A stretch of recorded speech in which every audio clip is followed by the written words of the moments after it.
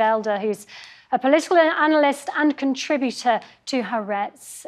Thank you very much for joining us from Tel Aviv. Blinken has said also very in the last half an hour or so that he believes South Africa's genocide submission against Israel distracts the world from the important efforts for peace and security.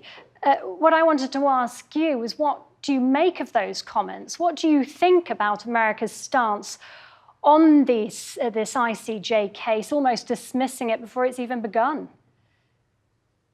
Well, I believe that the Americans are genuine about their aspiration to see a two-state solution and to try and even, in a way, use this crisis in order to grow and to produce some kind of a political process.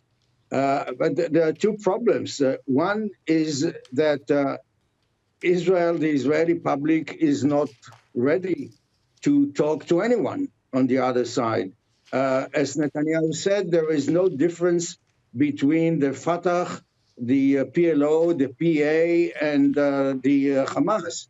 So this is a huge obstacle, since the Israelis are still in a kind of a coma after October 7th. The other thing is that the Americans, actually, it sounds ridiculous, but they don't have leverage over Netanyahu's government. It's a group of messianic loose cannons that the United States of America, which is the Israeli, it's not just an ally, it's an existential ally, is not considered as a legitimate partner in the Middle East. And they are still talking about putting settlements in Gaza. They just ignore the United States. So whatever Blinken says is unfortunately not reaching the Israeli public opinion, let alone the Israeli government. If the US, as you say, has little leverage on Netanyahu's party, the cabinet, then how much longer do they lend support to Israel? How much longer is this going to go on? The question is not how long it will happen, but also where. Are we looking at a multi-frontier war, a regional war, since the United States also doesn't have leverage over Iran? And Iran is actually dictating the timeline, the pace, and the venue of this war. Israel is targeting leaders of Hezbollah. Today, the new Minister of Foreign Affairs, Israel Katz, had a slip of tongue, and he took credit for the targeted killing of another commander of the Hezbollah.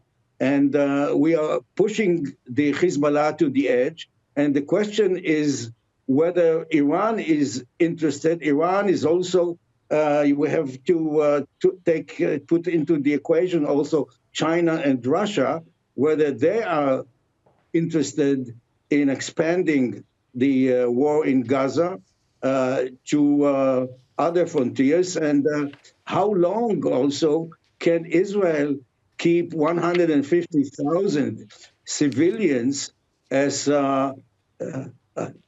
refugees, if you like, it's hard to say, refugees in their own country. The whole Israeli north and south is empty. It has been evacuated.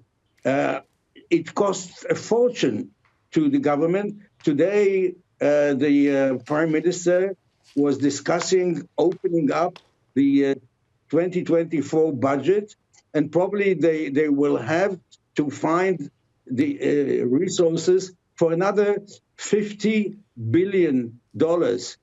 Extra $50 billion. Akiva, I'm so sorry. I'm going to have to interrupt you there. Akiva Eldar, thank you very much for your time this evening. We are, in fact, now going